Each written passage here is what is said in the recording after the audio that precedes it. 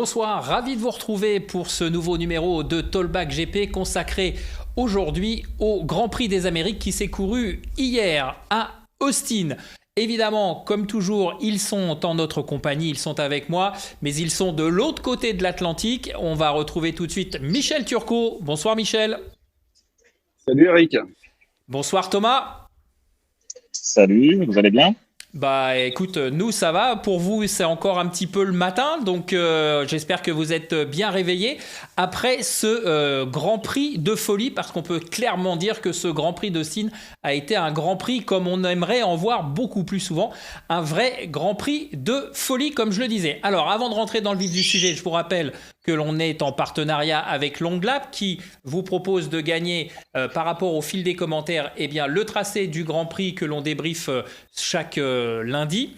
Et puis, on va remercier encore une fois nos partenaires pour l'agrément du studio, à savoir les casques Shoei, Pascal Couturier qui nous avait envoyé le premier ces casques. Et puis, on va également remercier Florian Fouris de chez Shark qui, lui, nous a fait carrément passer les casques de ses pilotes. Alors, j'ai entre les mains tout simplement le casque que Johan Zarco utilisait spécifiquement au Grand Prix des Amériques. C'était en 2022. Bon, malheureusement, sur ce week-end, ça ne lui a pas porté chance, on va dire. Et juste à côté de moi, ici, dans la vitrine, j'ai celui de Miguel Oliveira qui porte un petit peu les stigmates d'une chute. Bon, ceci étant dit, on va rentrer dans le vif du sujet, Michel et Thomas, avec ce Grand Prix de fou et un homme qui était vraiment intouchable ce week-end à Austin, Michel, c'est Maverick Viñales.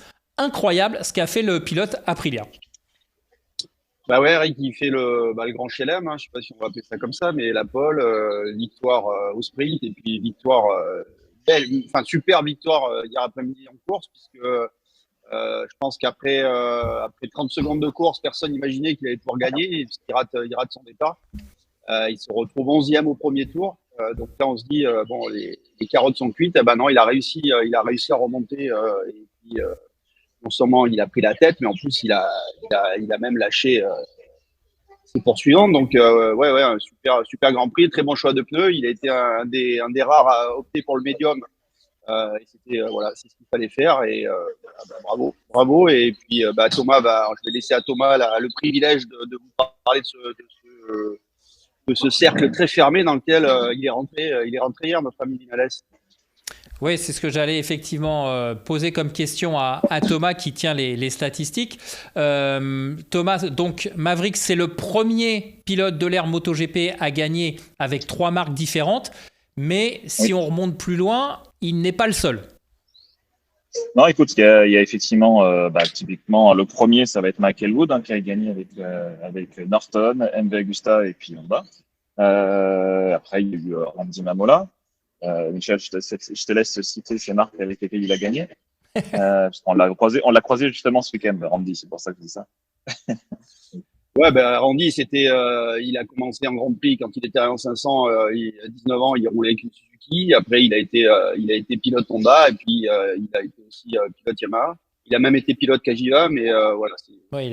Il était plus spectaculaire chez Cagiva que performant, on va dire. Et donc Elwood, Mamola, Thomas. Ensuite, il y a Eddie Lawson qui a gagné avec Yamaha, Honda et Cagiva.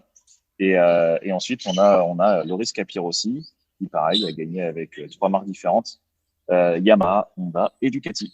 Voilà, donc on est sur ce cercle très fermé. Viñales est le 5e à réussir un tel exploit.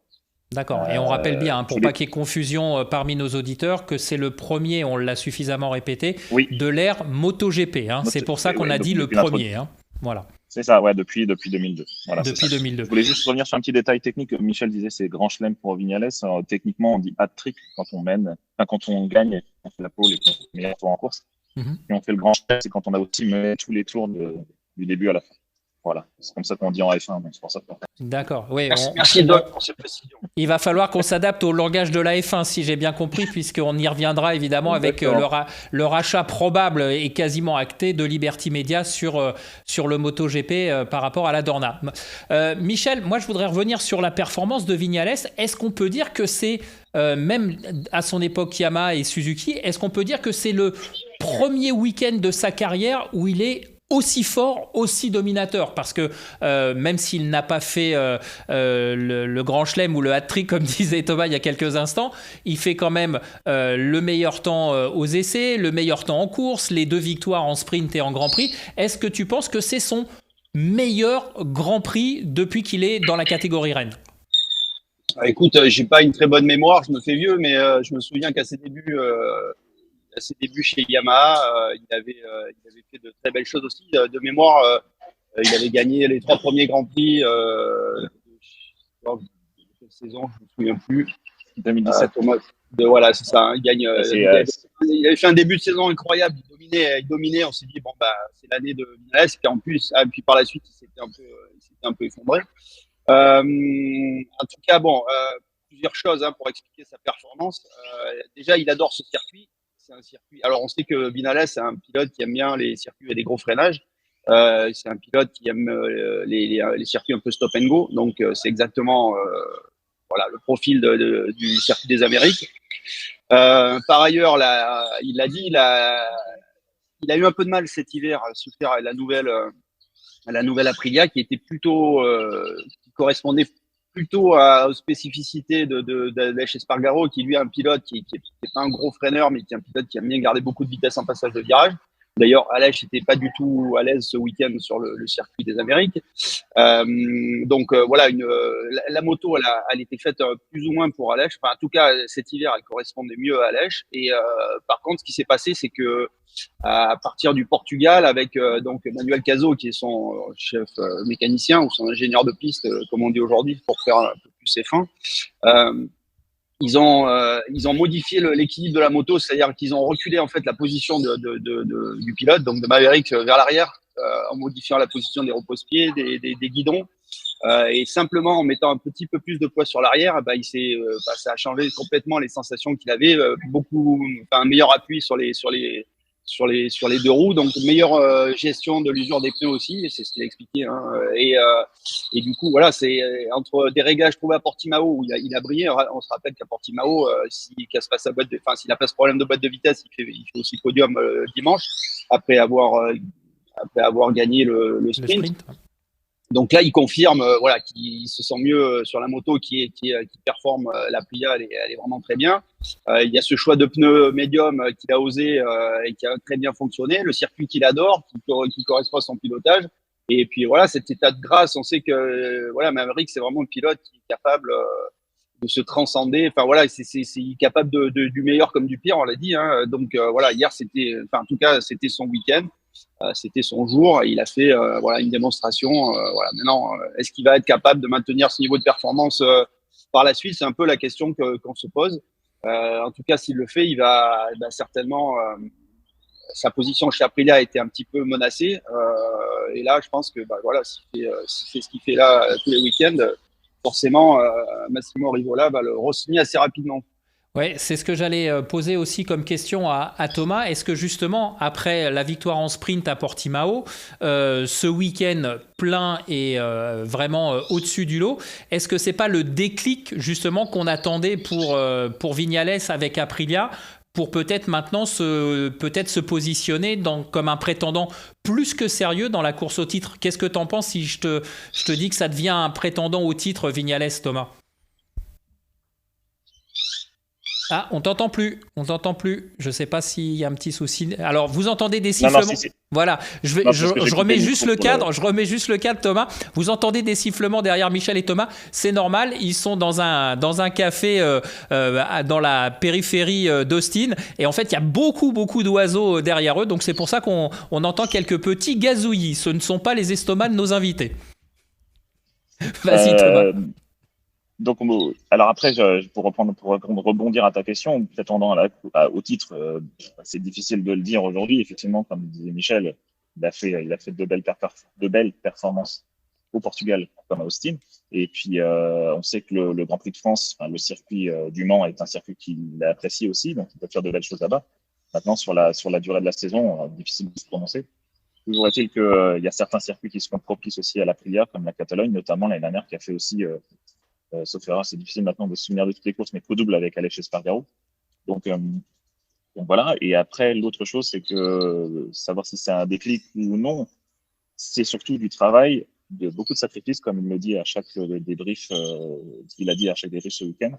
Et surtout, il a réussi à trouver, grâce au réglage dont Michel a parlé, une moto qui lui semble la plus naturelle à piloter. Il fait corps avec la machine, comme on dit.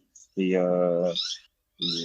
voilà, ça peut faire que de belles choses. Maintenant, encore une fois, on sait que Vignales est capable du très très bon comme parfois du très mauvais, donc on verra. Sachant que son défaut reste quand même les départs. On l'a vu hier, et heureusement qu'il a fait une belle performance, mais les départs conditionnent très souvent ses courses. Donc c'est ça aussi qu'il faudra surveiller. Ouais, on l'a vu samedi où pendant la course sprint, il prend un super départ et effectivement, il n'est pas inquiété.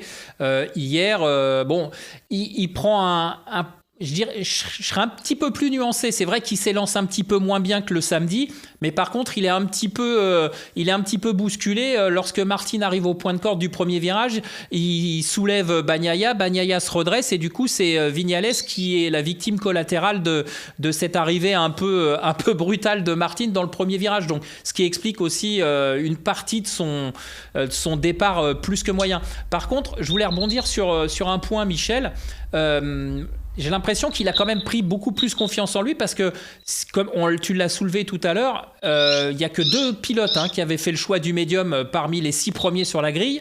C'est Pedro Acosta et Vignales. Est-ce que tu penses qu'il était conforté par ses résultats et que c'est une décision qu'il a prise plus facilement et qu'il n'aurait peut-être pas prise s'il avait été un petit peu plus en difficulté?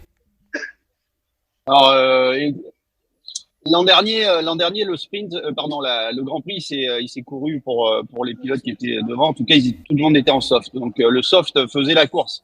Maintenant, il y avait un petit. Lui, aux essais, il a pas mal roulé avec le médium aussi. Il était bien avec les 2 pneus. Donc, et Michelin lui a plutôt conseillé de miser sur le médium. Et voilà, donc il avait confiance. Il a quand même un peu hésité parce qu'il a vu que tout le monde était en soft.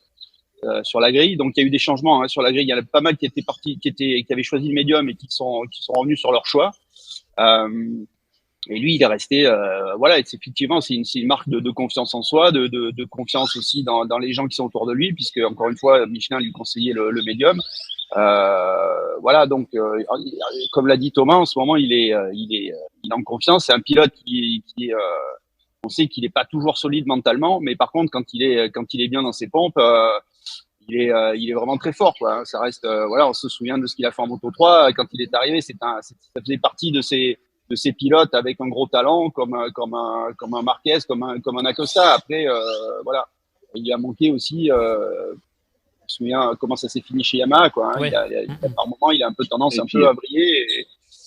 Et voilà, donc s'il arrive à rester, si l'équipe autour de lui, on rappelle qu'il a récupéré aussi l'an dernier Manuel Caso, qui était son chef mécano, qui est un Argentin avec qui il s'entend super bien, qui était avec lui à l'époque chez Suzuki, de ses débuts en MotoGP. Donc voilà, il a recréé une osmose. Il y a une moto, voilà, qui a un déclic, qui se sent bien dessus. La moto, elle a super progressé. La Aprilia, on voit bien.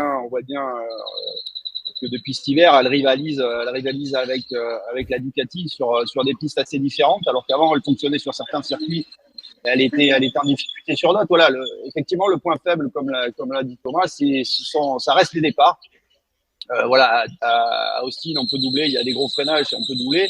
S'il fait la même chose à Jerez, s'il se retrouve 10e au premier tour et qu'il rate s'il part en pole et qu'il est 5e au premier virage, ça sera plus compliqué, quoi. Mais voilà, c'est quelque chose qui doit travailler et voilà, c'est pour l'instant le seul point faible qu'on peut cibler, on va dire.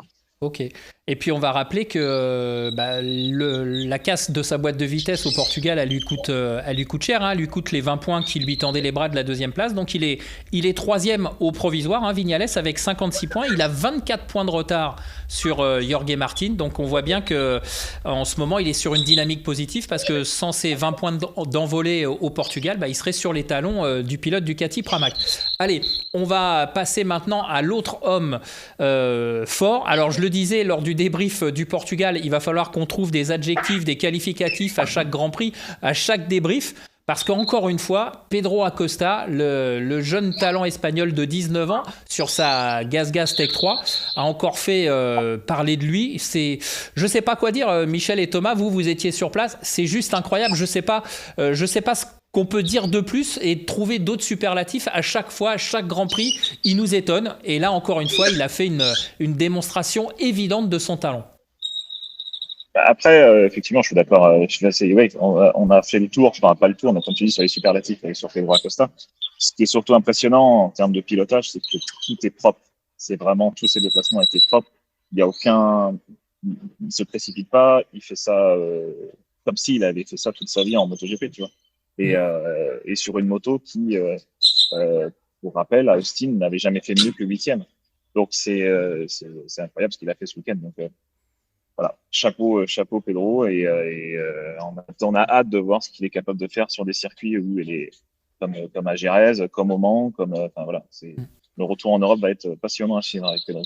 Ouais, et c'est là-dessus aussi que je voulais rebondir, Michel, et Thomas l'a un petit peu évoqué. C'est surtout cette maîtrise. On a l'impression qu'il était en totale maîtrise, une maîtrise impressionnante pour sa 3e course dans la catégorie Rennes. Et je pense que c'est ça qui est le plus impressionnant et j'allais presque dire le plus inquiétant par rapport à ses rivaux, parce que autant Marquez avait impressionné quand il est arrivé, mais on sentait que c'était tout fou, des fois que c'était limite, et il s'était mis rapidement une partie du plateau à dos.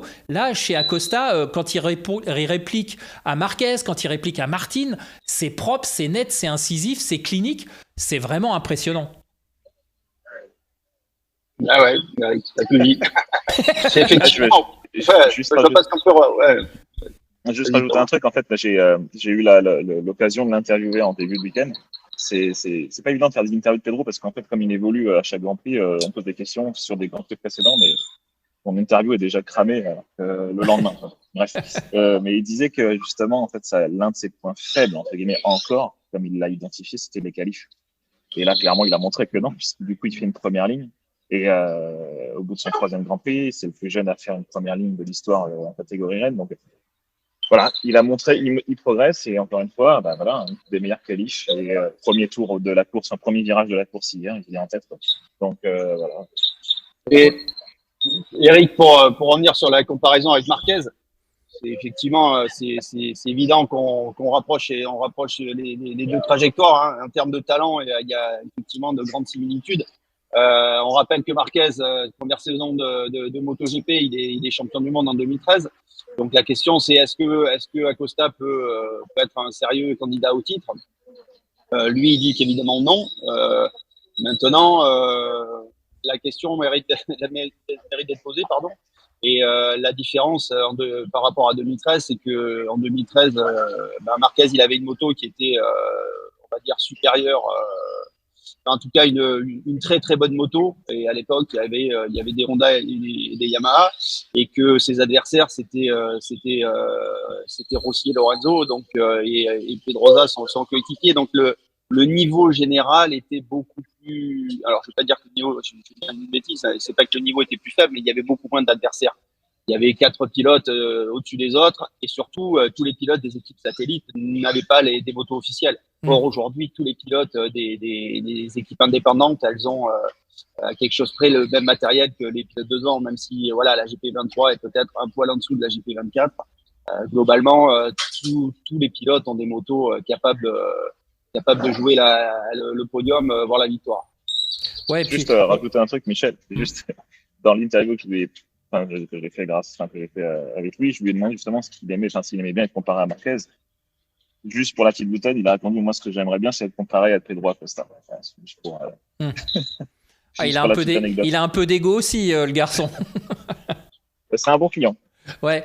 Et après, on va y revenir un petit peu plus tard dans l'émission, mais ce qui est surtout aussi frappant, et c'est là où ça doit faire mal dans les rangs de chez KTM, c'est que si Acosta n'est pas là, on va y revenir un peu plus tard, mais les KTM, elles sont aux abonnés absents ce week-end. Et ça, c'est vraiment incroyable. Ça revient à ce que tu disais, Michel, où les motos de tête étaient homogènes à l'époque de Marquez, donc il avait une bonne moto et les motos se suivaient. Mais là, il y a Acosta d'un côté et les KTM et Fernandez de l'autre, quoi. C'est ça qui est aussi impressionnant, c'est qu'il y a une telle différence qu'on se demande comment il fait. Bah, là, il a aussi choisi le bon pneu, contrairement à Binder et Miller qui sont partis avec le pneu tendre, qui l'ont payé en fin de course. Miller était plutôt pas mal ce week-end, mais voilà, les qualifs, par contre, n'étaient pas terribles. Et voilà, Binder a eu vraiment beaucoup de mal, lui, en revanche. Il est 17e en qualif. Après, il fait des courses en partant d'aussi loin. Il fait des courses, on va dire, honnêtes, mais enfin, voilà, le rythme était effectivement a du mal à tenir la comparaison avec celui d'Acosta. Ouais. Bon, on y reviendra un petit peu plus tard parce que avant de poursuivre, on va s'arrêter maintenant sur ceux qui étaient présentés comme les deux favoris logiques dans la course au titre. Hein. Ils le sont toujours, bien évidemment, mais ce début de saison est un petit peu, on va dire, en dents de scie. Et clairement, ce week-end au Texas, à Austin, Jorge Martin et Francesco Bagnaia, on va dire, et c'était un petit coup de moins bien, on va dire. Pas pour les mêmes raisons, mais au niveau résultat, c'était un petit peu moins bien. Qu'est-ce que vous en pensez, messieurs? Choix de pneus, Eric, c'est vraiment ce qui a fait la différence. Hein. Martin, il était devant en début de course. Il fait 3 au sprint. C'est pas forcément un circuit qu'il adore. Donc voilà, on l'a dit, le niveau est tel qu'aujourd'hui, pilote qui est un poil moins bien sur un week-end, terminer 3e ou 4e, ça reste un très très bon résultat, surtout si on regarde les écarts à l'arrivée. Hein. Sur un circuit où on tourne en plus de 2 minutes, il n'y a pas non plus des écarts monstrueux, quoi. Non, il n'y a pas d'écart monstrueux.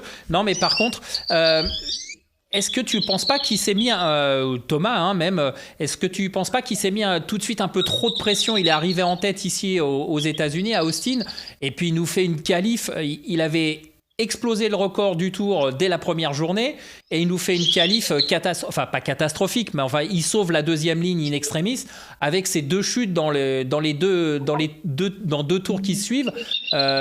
Clairement, il était un peu trop, je dirais, ambitieux, ou en tout cas un peu trop sûr de son talent. Non, après, si tu veux, je sais pas si Michel l'a mentionné, j'ai eu une petite coupure de son, mais il y a aussi eu, en tout cas pour Martin, Bagnaia et Marc Marquez, il y a des problèmes de chattering durant tout le week-end. Ils n'ont pas réussi à résoudre des vibrations sur la moto, et en fait, ils ont essayé de chercher une solution, ils n'ont pas trouvé, donc ils ont surtout roulé un peu pendu, comme on dit, et donc ils ont fait au maximum. Marquez, on l'a vu, il a fini la faute. Bagnaia, il a essayé de tenir, de marquer le maximum de points. Et Martin, oui, il a commis quelques erreurs, surtout en qualif. Donc, bon, voilà. Ça a été compliqué pour les Ducati, ce week-end. Il y a Bastianini qui sort en boulot, mais. Ouais, on va en reparler d'Enea Bastianini, mais ouais, moi en fait l'impression que j'ai eue sur ce week-end, c'est que Martin, il voulait trop prouver qu'il pouvait, tu vois, il avait la carrure pour être champion du monde, et il s'est peut-être mis un peu trop de pression par rapport à ce qu'on disait par rapport à Acosta. J'ai l'impression qu'il voulait trop prouver trop vite. Vous partagez ce sentiment ou pas? Pas forcément. Non, mais tant mieux. Hein. Je me trompe peut-être. Vous êtes sur place, donc vous avez les remontées d'informations, etc. Mais vu de l'extérieur, on avait vraiment l'impression. On le connaît, hein, notre ami Martins. Il a vraiment un ego. Il a vraiment vous l'avez dit lors du dernier débrief en disant qu'au Portugal, il avait rappelé que lui aussi, il avait fait un podium. Non, c'était au Qatar, pardon, qu'il avait fait un podium très rapidement, etc. Donc, on sent que des fois, il faut pas trop le chatouiller pour l'agacer. Et j'avais un peu cette impression qu'il était parti à se battre contre lui-même, quoi. Ah, écoute, Eric, il est en tête du championnat. Hein. Oui. Voilà, donc, voilà, ce qu'il a à dire, c'est que voilà, cette année, il faudra être régulier. Peut-être, enfin, c'est un peu un lieu commun, mais il faut être régulier tout le temps. Mais peut-être cette année encore plus, quoi. On voit que il y a peut-être plus de candidats au titre cette année qu'il y avait eu l'an dernier, où rapidement, on a compris que ça allait jouer entre Martin et Bagnaia. Là, on voit Bastiani, il a repris du poil de la bête. On a parlé d'Inales, voilà, qui fait un très bon début de saison. S'il confirme, il va être aussi candidat au titre. Il y a Costa qui vient se mettre au milieu. Marquez qui va être là. Donc voilà, il y a certainement plus de prétendants. Donc je pense que les résultats blancs vont être plus douloureux pour les pilotes qui espèrent tirer du compte cette année. Ouais, il faudra mieux jouer placé que de finir par terre, comme on l'a vu, notamment à Portimao. C'est pourquoi Martin était très content hier soir en partant du circuit. D'accord. Oui, Okay. que Bagnaia a dit, de toute façon, là, tant que pour l'instant, on peut pas, on y va, je marque le plus de points et quand on aura l'opportunité, j'attaquerai. Donc là, je pense qu'il a compris de son erreur si on peut dire une erreur, mais de son erreur du Portugal. Ouais. Alors justement, vous l'avez évoqué tous les deux il y a quelques instants. On va dire qu'il fait pas de bruit. On pourrait presque dire qu'il avance masqué à l'image de Vignales. C'est Enea Bastianini, parce que finalement, Enea Bastianini, ça a été le meilleur pilote Ducati ce week-end. Et puis, il est deuxième au provisoire. Oui, c'est ça. Merci. C'est ça. Après, l'autre, non, parce que juste pour ceux qui nous écoutent, du coup, nous, je me vois il y a que moi que je vois à l'écran. Donc, du coup, c'est pour ça que je regarde Michel s'il prend la parole ou pas. Oui, effectivement, et Bastianini, de toute façon, on savait déjà que c'était un pilote qui était capable de gagner. C'est un circuit sur lequel, je me rappelle, il a gagné en 2022. Donc, c'est un circuit qu'il aime bien. L'année dernière, c'est difficile de parler de ses performances alors qu'il a été blessé quasiment toute la saison. Donc, on l'attendait de toute façon. Bastianini, c'est un pilote talentueux. On savait qu'il était capable de gagner. Donc, je pense que c'est justement la position à laquelle on s'attendait tous qu'il soit. D'accord. Par rapport à ce qu'on attendait de lui l'année dernière. En raison des blessures, il n'a pas pu faire. Mais voilà. Et du coup, il y a une certaine rivalité entre Bastianini et Martin. Oui, ça c'est clair aussi. Ouais. Et justement, c'est la question que je voulais te poser aussi, Michel. Est-ce que justement, on sait qu'il est en fin de contrat, comme beaucoup de pilotes cette année, que son guidon est certainement le plus convoité du plateau. Et est-ce que finalement, cette pression, est-ce qu'elle peut être une pression positive pour Bastianini ? Aujourd'hui, il y a pas mal de pilotes qui sont en fin de contrat, tu l'as dit. Après, il y a Bastianini, il est convoité aussi par Aprilia. Je pense que Daligna l'apprécie pas forcément, donc à mon avis, il restera pas là où il est. Mais moi, je le vois bien aller chez Aprilia l'année prochaine. Tu penses que chez Ducati, il serait capable de s'en séparer, même s'il fait des très bons résultats ? Enfin, de s'en séparer ou au moins de le laisser partir. C'est juste, parce que je sais de par l'intérieur que Daligna apprécie pas spécialement Bastianini.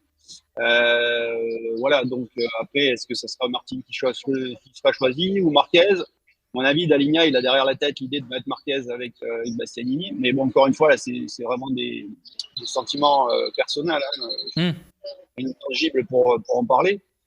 Mais voilà, Bastianini, comme elle a dit, l'an dernier, il est blessé, il n'a pas pu rien montrer. Il a quand même été choisi fin 2022 parce qu'il avait fait une super saison.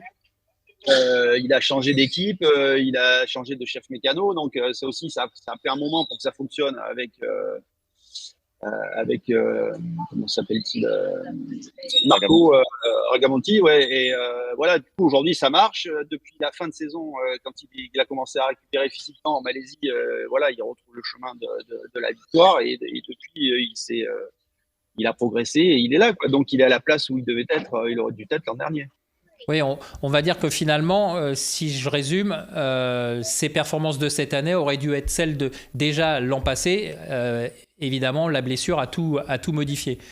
Il a été blessé, absent au moins la première partie de la saison, et puisqu'il se blesse au Portugal dès la première course. En plus, c'est même pas une chute de sa faute. Il se fait accrocher par Marini et il se retrouve avec une omoplate cassée. Et c'était une blessure qui était vraiment difficile à guérir, quoi. Ouais, ok. Tu voulais rajouter quelque chose peut-être, Thomas, non ? Ah non, pas du tout. Bon. Je confirme ce que Michel Merci, disait. alors. Il a essayé de revenir à Jerez l'année dernière. Ouais. Après sa blessure, il essaie de revenir et puis il a vu que sa blessure était encore celle l'handicapait trop. Il est revenu au Grand Prix d'après, mais ouais. forcément, après, en plus, il essaye, en Catalogne, je me souviens aussi, il percute, il fait un bel accrochage au premier virage. Donc, pareil, il se blesse à ce moment-là. Donc, pareil, encore une absence. Donc, voilà. Là, on l'attend. C'est des performances qu'on attend de Bastianini aujourd'hui. Ouais, on va pouvoir le juger sur ses vraies performances cette année. En tout cas, on espère que ça va durer le plus longtemps possible pour lui, évidemment sans problème et sans blessure. Allez, maintenant, on va parler d'un garçon qui, on a pu le constater pendant le Grand Prix, était le chouchou du public d'Austin. C'est Marc Marquez. Marc Marquez, allez, on va le dire, il n'est pas passé loin de l'exploit. Je ne sais pas comment vous l'avez ressenti, quelle était l'ambiance autour de vous, mais Marc Marquez, il montait en puissance. Je vous avais dit, est-ce qu'il prépare depuis le Qatar, je vous avais dit, est-ce qu'il prépare un gros coup pour Austin? Il n'a jamais été aussi près de la victoire, et apparemment, il y a eu des problèmes de frein, ce qui expliquerait sa chute. Vous confirmez? Ouais, c'est ce qu'il a expliqué, qu'il avait des soucis de frein, un frein qui fonctionnait de manière irrégulière. Plusieurs fois, il avait il devait freiner 2 fois, pomper un peu, reprendre. Donc, c'est pour ça qu'il était assez irrégulier sur ses freinages. Et il s'est dit, ça va mal finir, et c'est effectivement mal fini. Donc, nouveau résultat blanc après la chute, enfin l'accrochage avec Bagnaia au Portugal. Après, ce qui le sauve encore une fois, c'est ce qui le sauve, ce qui lui permet quand même de marquer des points et de rester quand même au classement, quoi. C'est le sprint, parce qu'il refait encore un deuxième podium de suite, une deuxième place, une belle course au sprint. Voilà. Ouais, il est 8e au provisoire. Il a 44 points de retard, Marc Marquez. Mais voilà, est-ce que on le savait, Austin, c'est l'un de ses circuits préférés. Il a gagné 7 courses sur les 10 qui ont été disputées avant ce Grand Prix. Est-ce que c'est là où on devait l'attendre, ou est-ce qu'on peut se dire qu'à très court terme, ce n'est que partie remise? La victoire, j'entends. Oui, je pense qu'il va gagner. Il va gagner cette année. Il est pas. On voit bien. Il le dit d'ailleurs lui-même. Il est encore un peu en retrait par rapport à. Il manque un petit quelque chose par rapport à Martine et Bagnaia, et même on voit aujourd'hui même Bastianini. Il y a un petit dixième ou deux qui n'a pas encore compris. C'est pas une moto qui correspond bien à son style. Voilà, on sait que Marquez, il est très fort sur les freins. Il aime une moto agile et qui peut faire tourner en faisant glisser l'avant à l'arrière. Et avec la Ducati, il faut pas la piloter comme ça. Donc il est encore en train il dit voilà, pour l'instant, il a toujours pas l'instinct. Il doit réfléchir à ce qu'il fait sur la moto pour l'exploiter au mieux. Donc il est encore un poil en dessous des autres, mais voilà, ça reste Marquez et il est quand même régulièrement devant. Donc oui, il va gagner des courses. Combien, on ne sait pas, mais c'est sûr que la victoire n'est pas très loin. Selon toi, Thomas, par rapport à ce que vient de dire Michel, la victoire, elle n'est pas très loin. Est-ce qu'il faudra attendre le Sachsenring qui tourne encore à gauche, ou est-ce qu'elle pourrait venir avant? Ça, encore une fois, c'est difficile de le dire. C'est difficile de le dire. Jerez, on se souvient de sa performance avant qu'il se blesse en 2020, tu vois. Donc, c'est aussi un circuit qui peut lui correspondre, tu vois. Donc, honnêtement, j'en sais rien. Et c'est sûr que hier, il était, même s'il l'avoue pas et il le dit pas, clairement, on a vu hier qu'il voulait gagner. Il était pas là pour jouer l'épicier. De là à dire qu'il prépare un coup, je pense pas. Mais effectivement, c'est l'un de ses circuits favoris. Forcément, il avait envie de faire quelque chose sur ce circuit, clairement. Ouais, on a vu une image quand même assez singulière de Marquez. Il s'est isolé tout seul juste avant le départ. Il est parti de la grille, il est allé se mettre dans un coin, il s'est isolé. On a vu, ça a été capté par les images de la réalisation. Et ça, on sentait vraiment que, j'allais dire, il était en mission. Mais vraiment, l'histoire aurait été belle quand même qu'il revienne gagner ici à Austin, non? Bien sûr.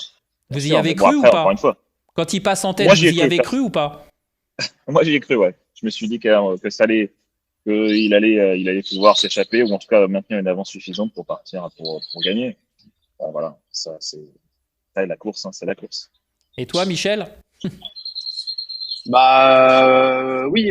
on a pensé qu'il pouvait gagner, effectivement. Après, voilà, il a changé, il a peut-être au-delà de tes problèmes de frein, il a peut-être fait aussi l'erreur de repasser avec le soft sur la grille, alors qu'il était parti pour prendre le départ avec le médium. Donc, il est passé du médium au soft sur la grille. Donc là encore, ça l'a pas aidé. Mais bon, après, si problème de frein, voilà, c'était compliqué d'aller gagner face à un Vinales qui était J'étais sur une autre planète ce week-end. Ouais, et d'ailleurs, on signalera que tous les pilotes Ducati qui étaient sur les 2 premières lignes sont partis en soft. Donc peut-être qu'il a voulu faire un petit peu comme Bagnaia, comme Martin, en se disant au moins je pars à armes égales et on verra bien. On va parler maintenant. Allez, sur un double tiroir de nos Français et indirectement des marques japonaises. Je dirais que malheureusement, il n'y a pas grand-chose à dire parce que les week-ends se suivent et se ressemblent. Alors, même si du côté de Fabio, il y a les points de la 12e place qui, entre guillemets, arrondissent un petit peu les angles, mais c'est se contenter de peu pour l'instant. Vas-y, Michel. Les week-ends se suivent et se ressemblent, à quelque chose près. Alors, on va distinguer de Honda de Yamaha. Pour moi, Honda, c'était encore plus catastrophique qu'au Portugal, parce que tout le monde a roulé plus vite que l'an dernier, sauf les Honda qui ont roulé plus lentement. Donc là, il y a quand même un vrai problème. Écoutez, alors hormis Johan qui se veut dans une attitude positive perpétuelle, tous les autres ils sont au fond du seau, quoi. Nakagami, il explique qu'il a une moto qui peut pas tourner, qu'il sait plus quoi faire.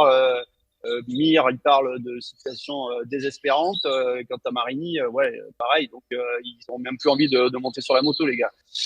Donc là, il y a vraiment un vrai souci. Et quand on discute un peu avec les gens de l'intérieur qui ne peuvent pas forcément s'exprimer publiquement, on comprend que le nouveau projet, le nouvel aéro, tout ça, là, en fait, la moto, elle a totalement perdu l'agilité qu'elle avait et elle n'a pas gagné. Le gain de l'aéro, il est nul, quoi.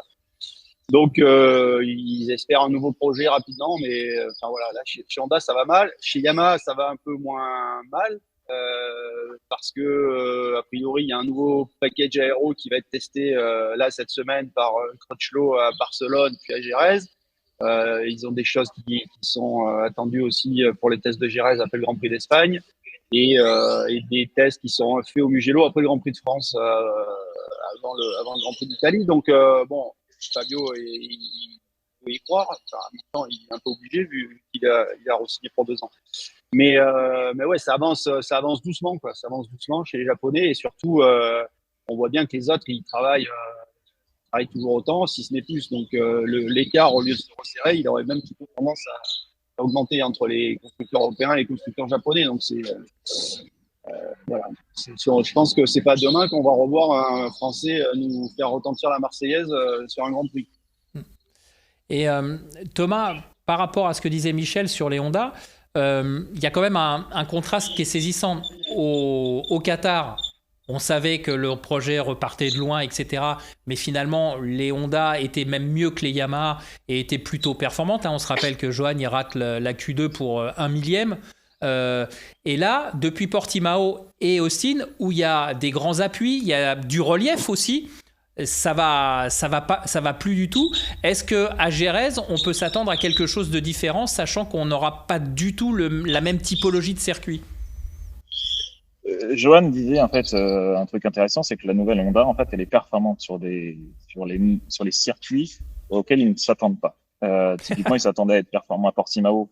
Ils l'ont pas été. Ils attendaient à être performants à Austin, parce qu'on rappelle que Rins a gagné l'année dernière, que Marquez il a fait, il y a un grand palmarès, donc et ça n'a pas fonctionné. Donc, et il disait également qu'effectivement, il leur manque du temps. Et en fait, l'avantage du Qatar, c'est qu'ils ont eu des tests juste avant, donc ils étaient un peu plus près. Et Jerez, ce serait intéressant, comme il le dit aussi Johan, c'est que parce que Bradle, il fait des ronds depuis. Je pense qu'il a dû faire trois séances d'essai ces derniers mois là-bas sur ce circuit. Donc forcément, la moto sera peut-être un peu plus prête et que le circuit peut-être s'y prêtera aussi.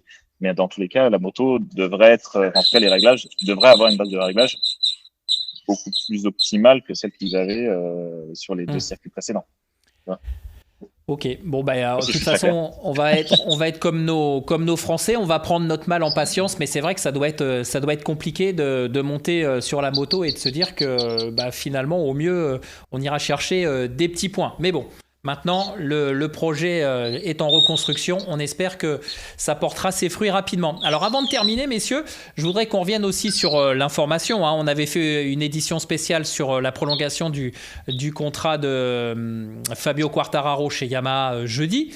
Et puis, on a appris aussi un petit peu en amont de ce Grand Prix des États-Unis le rachat probable, presque sûr, de Liberty Media, puisqu'il faut faire encore un passage devant l'autorité de la concurrence.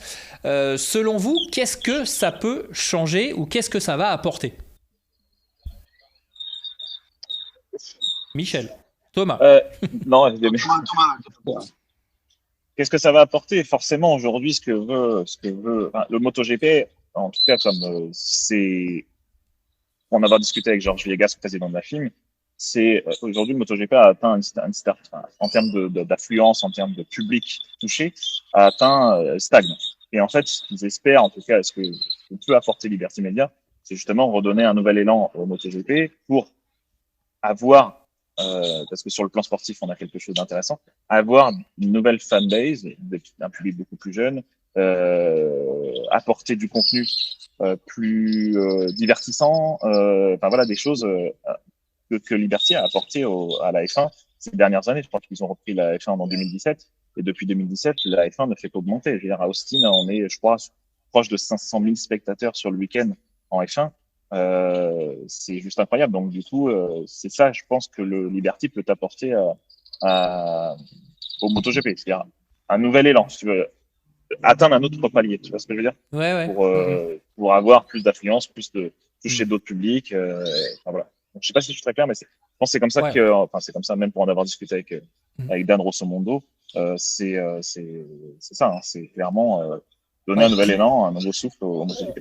On est plus dans l'entertainment, dans le spectacle, parce que honnêtement, ok, ils ont fait progresser la F1 au niveau de l'audience, au niveau de la visibilité, mais sur la piste, c'est quand même un peu dramatique. On est loin, loin, loin du niveau spectaculaire de la MotoGP. Donc, comment on va ménager tout ça? Parce que si on veut créer de la visibilité, est-ce qu'on va malheureusement toucher aux sportifs, Michel? Non, je pense pas. Je pense pas qu'il y ait un désir de toucher quoi que ce soit sur le plan sportif. Comme l'a dit Thomas, la seule attente auprès de Liberty Media, c'est c'est un travail de marketing et de rendre ce sport plus global, plus populaire. Donc voilà, ça va être certainement avoir moins de courses en Europe, peut-être plus sur de nouveaux territoires. C'est essayer de toucher de nouveaux spectateurs, essayer de rajeunir l'audience, d'intéresser plus les plus jeunes. Donc ça va être du marketing, ça va être certainement une nouvelle série Netflix, ça va être du travail sur les réseaux sociaux, enfin de ce qui fonctionne aujourd'hui pour toucher les gens. Donc sur le plan sportif, à mon avis, rien ne va changer. Aujourd'hui, on va pas rajouter des courses parce que les pilotes n'en veulent pas, donc il y aura 22 grands prix, c'est la limite. Euh, voilà, le sprint le samedi, bon, c'est adopté, ça va rester comme ça. On va pas modifier le format des courses, en faire des plus longues, des plus courtes. Tout ça fonctionne. Donc voilà, la problématique, c'est savoir qu'est-ce qu'on veut faire de MotoGP. Est-ce qu'on veut faire un sport mainstream? Je doute que ce soit possible. Voilà, la moto, ça reste la voiture, ça parle à tout le monde. La moto, c'est pas le cas. Ça reste quand même sur le fond un sport de passionnés. Si on s'éloigne trop aussi des valeurs, de l'histoire des grands prix, je pense on risque de perdre les vrais fans. Donc c'est assez délicat, quoi. Mais voilà ce qu'on peut dire aujourd'hui. Mais je ne pense pas qu'il faille s'attendre à une grande révolution, quoi. Ok. Maintenant, au niveau du... Pareil. Pardon? Vas-y Thomas, vas-y. Après aussi, il y a beaucoup de gens qui se posent la question, est-ce qu'il y aura des grands prix F1, MotoGP sur le même week-end, tout ça pareil, en discutant avec Hervé Poncharal, non, ce sont deux produits totalement différents. En tout cas, c'est comme ça que c'est vu aujourd'hui. Hein. Peut-être que ce sera encore une fois. Ouais. Tout c'est encore frais, mais il y aura pas. C'est vraiment deux assets, comme il dit, deux assets différents pour Liberty. Ce sera comme ils ont d'autres. Sauf erreur, Michel, tu m'arrêtes. Hein, ils ont la Formule E, hein, c'est ça, ce que disait. Oui. Oui. De toute façon, pardon, mais je veux dire, dans le contrat de vente de la Dorna, il est stipulé que l'équipe dirigeante reste en place, donc la famille Espeleta reste en place.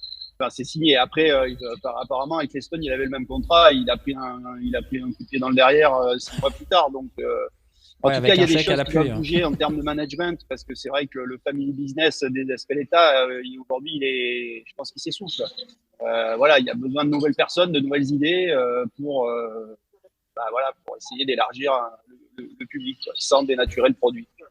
Ouais, enfin, on a quand même vu des changements depuis la saison dernière, avec notamment les podiums des courses sprint en plein milieu du paddock, des choses comme ça, des petits gimmicks qui étaient déjà, par exemple, employés sur le plateau du Superbike, qui sont appliqués au MotoGP. Donc c'est vrai qu'après, on a du mal à percevoir où est-ce qu'on peut aller plus loin, hormis le travail, effectivement, comme tu disais, Michel, de marketing et de réseaux sociaux. Pour en conclure sur ce chapitre, maintenant, le prochain point de passage, c'est devant l'autorité de la concurrence, et normalement le rachat serait validé en fin d'année, c'est ça ? A priori, oui, c'est ça. Oui. Ça, apparemment, il y aurait pas de barrière majeure. Apparemment, ça serait très sûrement une formalité. Très bien. Eh ben, on va en terminer sur ces propos. Merci Michel, merci Thomas. Je sais que ça n'a pas été simple pour se connecter ce matin pour vous. On vous remercie encore une fois. Rentrez bien. Bon, c'est pas vous qui pilotez l'avion, mais on vous souhaite un bon vol de retour.